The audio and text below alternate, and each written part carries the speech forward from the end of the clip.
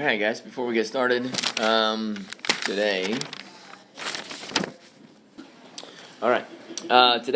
we'll do belt work, word of the day, and then we're going to focus on avoidance and escape learning, differentiate those two types of learning, which is kind of like a variation or applications of operant conditioning. There is a link on the website that I want to show you that gives you some examples of escape learning and avoidance learning, and it helps to challenge you in differentiating those two. Okay, we should have time at the end of class to work on your commercial assignment, to get with your groups, get updated on where everybody's at, and then start brainstorming some more on what needs to be done. Remember, that assignment is going to be due on Monday of next week. Tomorrow in class, I have the freshman jamboree, so I'll be at that. The sub will take you through a TED Ed. It'll just be simply differentiating classical conditioning from operant conditioning. So you'll have a TED Ed on that. Nothing too overwhelming there. If you happen to get finished with that, then you'll have more time to work on your commercial than tomorrow in class. Sound good? Which I imagine you'll have plenty of time. Okay. On Wednesday, Thursday, and Friday, Mr. Glick is actually going to be leading our instruction in here. He's got a series of lessons. One of them includes memory, aspects of memory, right? Another one is on insight and latent learning. And then the third one is kind of like a hands-on activity challenge day as well. So you can look forward to that. Sound good? So that'll be Wednesday, Thursday, and Friday. Again, Monday you'll have your commercial assignments that'll be due, and then we'll finish up our chapter on learning next week. Sound good? All right. Let's get started with our belt work. Number one, 4 schedules for reinforcement, and in an example, identifying an example for each one. Which one do we want to start with? Adam? Fixed ratio. Fixed ratio, okay. So what's an example of this? ATM machine. ATM machine. So the number with the FR would be what? FR, what number? 1. 1, because every time you do the behavior, you should get reinforced, right? Imagine how difficult that would be if it was like an FR5, right? Everybody would be frustrated with that. Another schedule reinforcement. Miss Bowman? Variable ratio. And give me an example of that. If you're like training a bird to do something and you give them a treat randomly. You're training a who? A bird. A bird, okay, yeah. And you randomly give them reinforcement there, right? On a variable ratio schedule. So it's on average after 5 trials, right? So it may be after 5, it may be after 8, maybe after 2, but it's going to be at least once every 5. Okay. Another schedule, Miss Williamson. Fixed interval. Fixed interval, and what would be a good example there? Say it again. Marshmallow test. Marshmallow test, right? 15 minutes, you get that second marshmallow. Good. And then the last one, Cal. Variable interval. Variable interval, and what would be a good example there? Random drug test. Right, you get 1 drug test per month. Don't know when it's going to happen, so you always got to be prepared. All right. Number 2, partial reinforcement, blank extinction. What goes in a blank? What does partial reinforcement do to extinction? Miss Swords? I'll give you a hint. It begins with a D. Decreases. Good try. Seth? Delays. There you go. Delays extinction. So it puts it off, right? So that you don't have to be there and reinforce every single trial. You make a partial reinforcement, and then, if you get that, VR or VI, if you get that number to get really, really high, you could take some time off, right? And then every once in a while, just show up and reinforce, right? Number 3, how do you make punishment more effective? There was, I think, 3 ways that was discussed there. Ms. Sedgwick? And it must be applied consistently Uh-huh. and enforced right after the behavior. Right, so almost like some applications of classical conditioning, immediacy of the punishment is good, and then consistently you can't take times off, right? It's got to be consistent. Got another one? Ryan?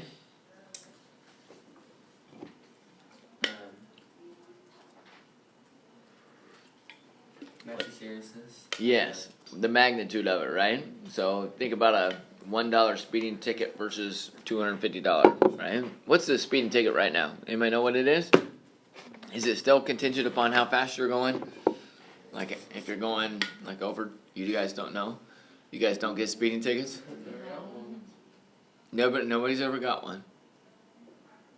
Seriously. I've got an entire class of high school students that nobody's got a speeding ticket. Must. Maybe that, but they never gave you a ticket. Did you cry? No. Interesting. No, he was kind of mean. He was like the sheriff of like Deer Creek. So he's kind of mean. Like he's seen it all before. Oh yeah? Oh yeah? My sister's gotten pulled over 6 times and never gotten a ticket. Never got a ticket. No, she cries and they always say, "Is this your first time?" I'm like, yeah. So she is, that's, Casey's gotten called for 2 driving harassment. Oh my, never gotten a ticket. you gotta be kidding me. No. And the crying gets her out of it? Yeah. So this is the behavior, the reinforcement is, removal of an aversive stimulus. It's negative reinforcement is what it is. The crying is the behavior that leads to negative reinforcement. My dad gets so angry at her. Yep. Unreal. All right. Let's go ahead and change modes and do our word of the day.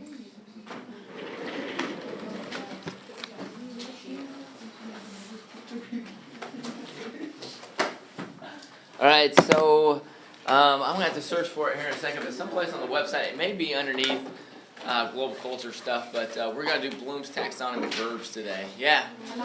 You're out of room? Why don't you put your name at the top, please? Is everybody else out of room? Yep. Name at the top and pass that forward, please.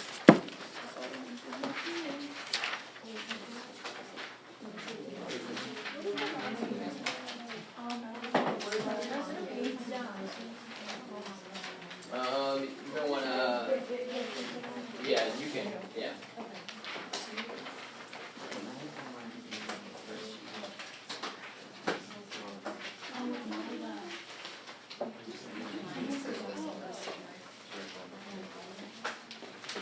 All right. Again, make sure your name's on it.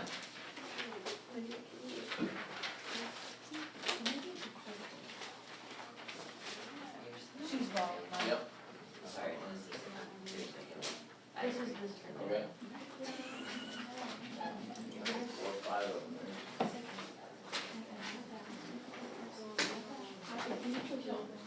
there. All right, cathartic. Cathartic's a good word for us in psychology because it refers to emotions and expressing, getting rid of our emotions, letting them out. Releasing, purging, synonyms, culminating, rising, like almost holding them in. Crying is a cathartic release. So we'll look at this question a little bit more a little bit later, repeat it again a little bit later, but what is better? Is it to release this built up energy and frustration when we have these emotional experiences, or is it better for us to hold them in and try to suppress them? The research that I've come across suggests that we're actually trying to either diffuse them in a more positive manner or hold them in, restrain them, because if we actually let our frustrations get the best of us, usually say something that actually it snowballs, it makes the situation even worse. Right? Or if we do something, it exasperates the scenario, right? It even creates a more conflicting type of environment for us. Okay? We need one more synonym for cathartic: releasing, purging, and one more. Miss George?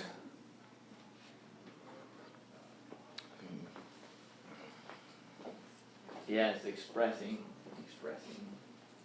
Releasing, purging, and expressing. A cathartic response. Cathartic release. Miss Hasselbacher, what part of speech? Verbs, good guess. Adjective. At least the way it's used in the sentence there. Cathartic release, right? And one more, antonym. You can get creative here. It's culminating, rising. It's, what's the opposite of expressing and releasing? It's, what about that thing on your car that keeps the noise from expressing itself? Muffling or muffling. muffling mechanism. Alright, let me see if I can find the location of Bloom's taxonomy of verbs. I think if we go to global cultures and maybe click directly on it. Nope. Beginning of school syllabus and handouts. Here. Everybody see this? Where it says Bloom's taxonomy of verbs? Again, this is under global cultures. If you click on that, it's a PDF file. It's got different boxes, and these boxes give you, the way they're presented to us as educators is we're supposed to write objectives using this terminology, and this is the most simplified box with the knowledge box, and then as you start to go down the list, these are the higher level order questioning type of objectives. So essentially you want to get eventually down here. But we're today going to keep it simple. You just need to choose a verb from the knowledge box. Sound good? Choose a verb from the knowledge box and put that in your sentence. Sometimes when I'm writing research and I'm having a difficult time finding the verbs that I want to use, I put this off to the side. It's like a word bank for me. And I can just pick and choose from words from the taxonomy verbs list. It's a good tool to use when you write.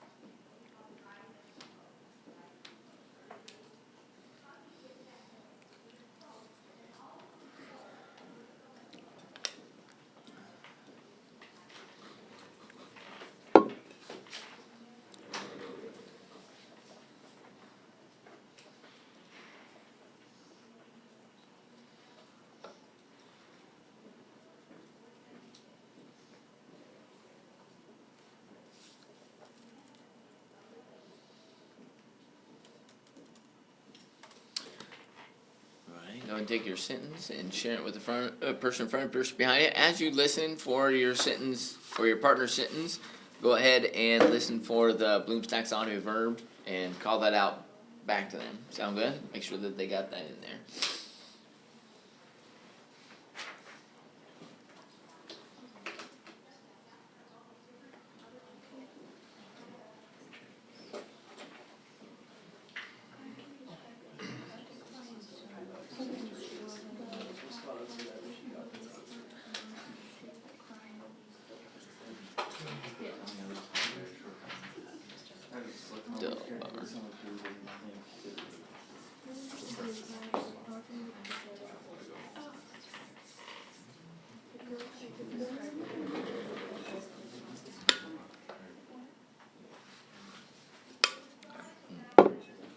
Alright, let's share one. Mr. Elton.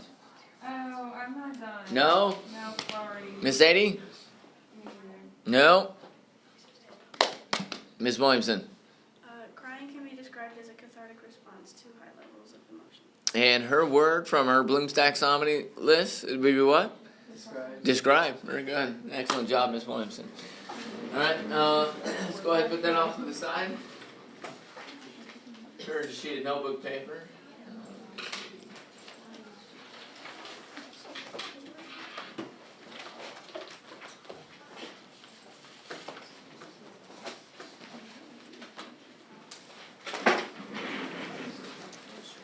We're going to talk about a couple different concepts today. Avoidance learning,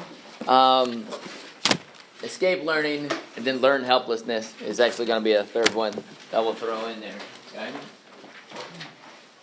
Applications of operant conditioning. So this is a lot of negative reinforcement right here with avoidance learning and escape learning. Okay, negative reinforcement, removing an aversive stimulus. The variation of this is we have the cognitive ability to start to anticipate, exposure to an aversive stimulus before we're ever in the presence of it, and so that's where avoidance learning comes in. So the question is, why do we return our library books back to the library on time? We do it because we want to avoid the fine, right? So that's avoidance learning, okay? Why do we pay our car bill, our car payment on time. If we don't, what happens? It gets repossessed, right? So we don't want that to happen. We want our cool car like this. We don't want that taken away. So again, that's avoidance learning. And then we pay our credit card bill on time because we don't want the increased, exponentially greater fees, right, on top of our bills. Anybody ever done that before? Not paid a credit card bill on time? Nope, that's when they get you, right? Those excessive fees associated with it. So we want to avoid those at all costs, right? So that's really avoidance learning. We'll come back to that in just a second.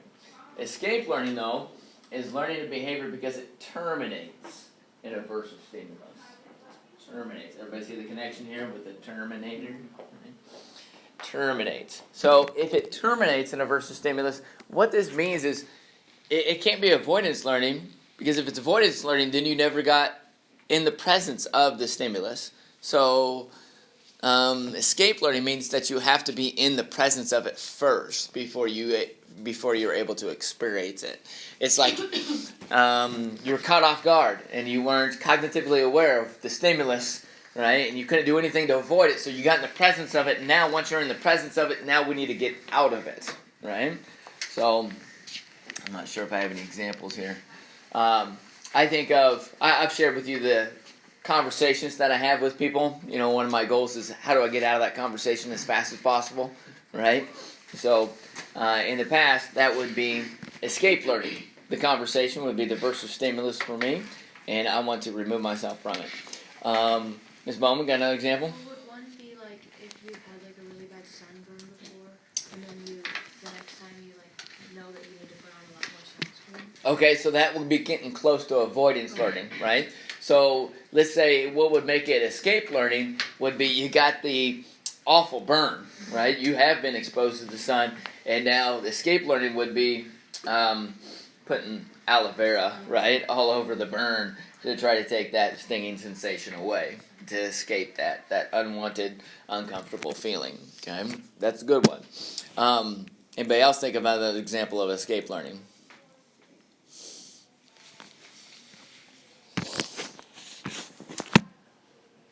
Children screaming, right, is one that's unpleasant for me, right?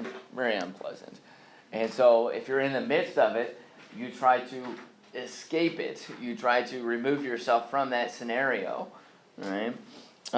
Duke, when he was really, really young, he had this. He didn't. Most little kids, they spit up, right? They spit up all over, so you have to keep all these towels around, because they have trouble with the digestive stuff. Well, he wasn't spitting up, and we're like, man, he's just a clean kid. And then we realized he was spitting up, but it wasn't coming all the way up. It was getting stuck in his throat, and so he had all this acid stuff in his throat, and so he was crying all the time. Not just crying, screaming all the time. And we go on these car rides down to my folks' house. It'd be 2 hours long. We've had some car rides where it's straight screaming from one end of the car ride to the other, right? And you would think that over the course of time, that exposure to a stimulus for an extensive amount of time, your mind would become numb to it, right? You guys ever heard of nose blindness before, right? So that's sensory adaptation. When the stimulus is so strong, you can't adapt to it, right? And so it was just unbelievable screaming the whole time. It was some of the most crazy. My mind has never been that messed up. It was awful. So I couldn't escape. We were in the car together.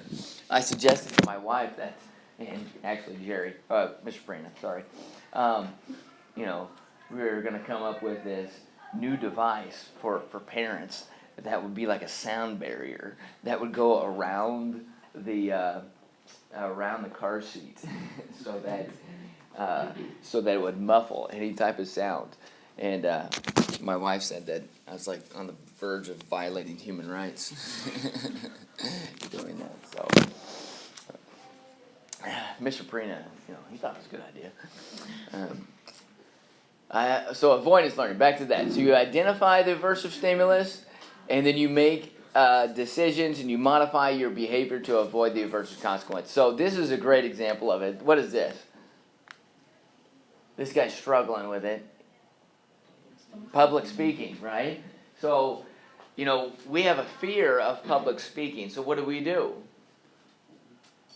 Like we get nervous and like we're shaking. Okay, but even before that, that would be like escape learning would be you're actually in the process and you just like hurry through the speech real quick and then so you can sit back down, right? That's escape learning. But avoidance learning with public speaking would be what? Not practicing.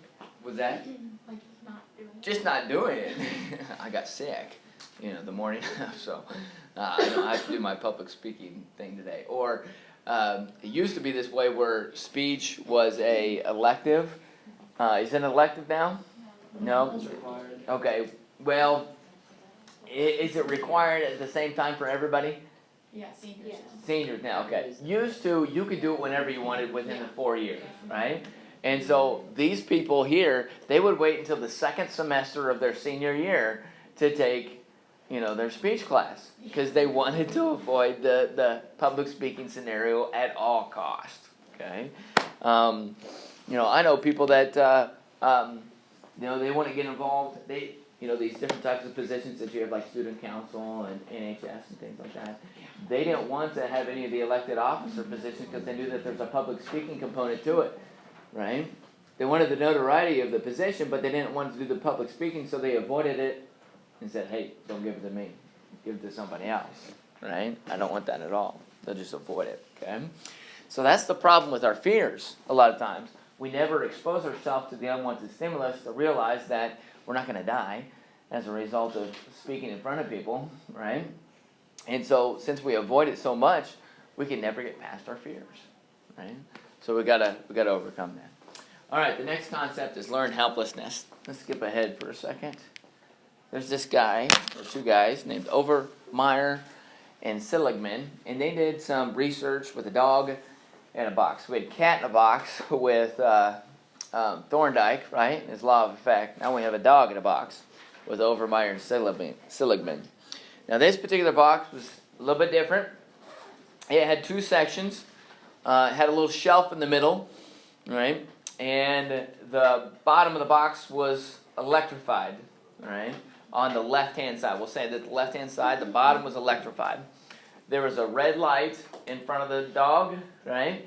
And then initially, the dog was put in a harness on the left-hand side of the box. Sound good? In a harness, left-hand side of the box. The light was flashed on, and what do you think happened? The dog was shocked, right? So it's inside this harness, so can it do anything? No, it can't, right? It may struggle initially, but because the harness is there, it can't jump. All it has to do is the other side of the box is not electrified. So if it gets to the other side of the box, then it's fine, but the harness doesn't allow it to get over, okay? So Overmeyer and Seligman, they do that multiple times. Red light, shock it. Red light, shock it, okay? Then after a number of pairings, they take the harness away. Put the dog left-hand side, red light, shock it. All the dog has to do is jump over to the right-hand side to, escape the negative stimulus there. What do you think the dog does? He doesn't jump. He just sits there and takes it, right? Right? From our perspective, just get over to the other side. Do something, right? Do something for yourself, right? But no, they don't. They just sit there and they take it. So we go back to this scenario, right? Sometimes we look at homeless people, right? Street bums. And we drive by and we say, do something for yourself, right? Put forth some effort in your life, right? When the reality is we don't understand the concept of learned helplessness and how it's applicable to this scenario, okay? What's happened for this particular individual is they have put forth effort towards, employment, trying to get a job earlier in life, right? They put forth effort, what happens?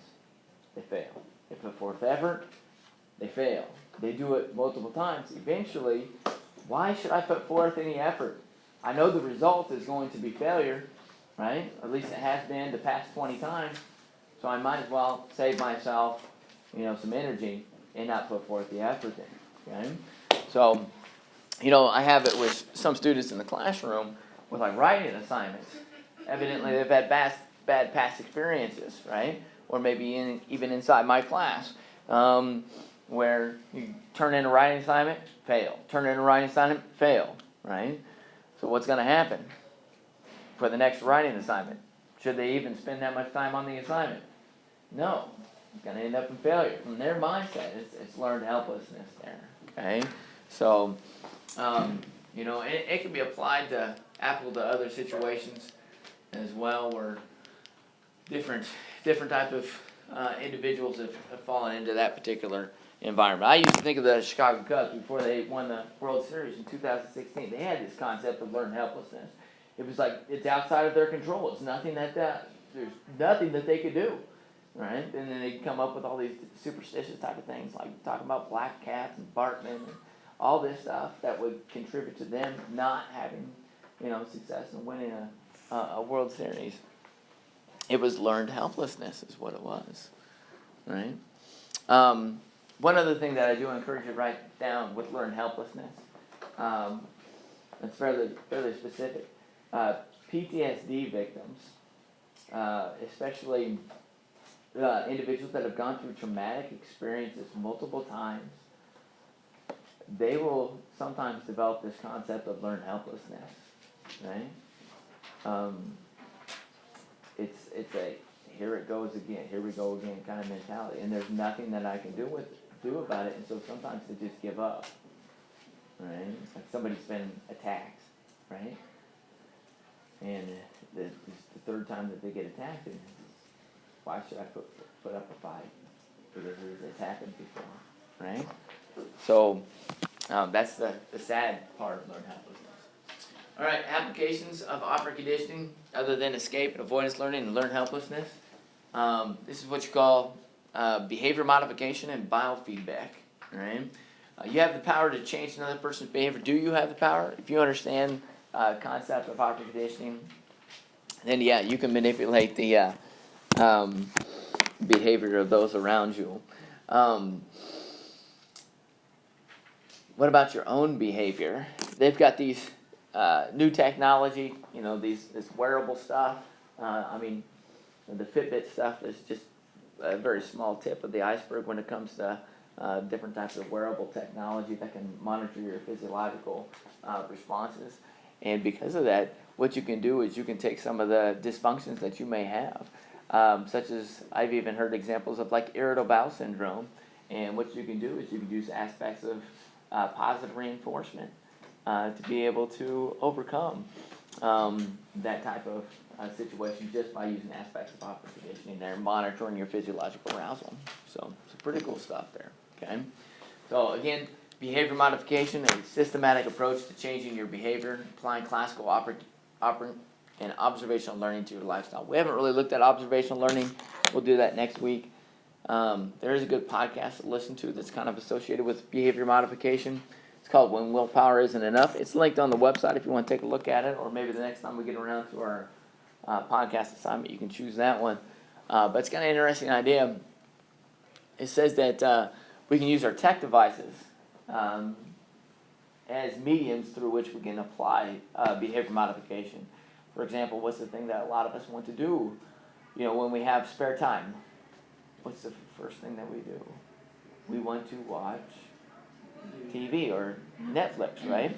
So these creators of these apps, these behavior modification apps, what they'll do is they will shut down all of your other apps until you go exercise, right? So say, for example, there's an app on my phone associated with exercise right now, and it tracks all the steps that I take, right? And how much time I spend exercising. With this behavior modification app, what it'll do is it'll shut down my Netflix, all my other social media sites. It'll shut all those apps down. It won't let them work until I track so many hours, so many minutes of exercise during that day. You understand what I'm saying? So it uses that as reinforcement for making me lead a healthier lifestyle. Sound good? So, interesting idea there. Anybody have any thoughts or questions before we finish up? No? All right, very good. You guys have a few minutes today. You guys can get together with your groups and talk a little bit about your commercials. Appreciate your attention this morning.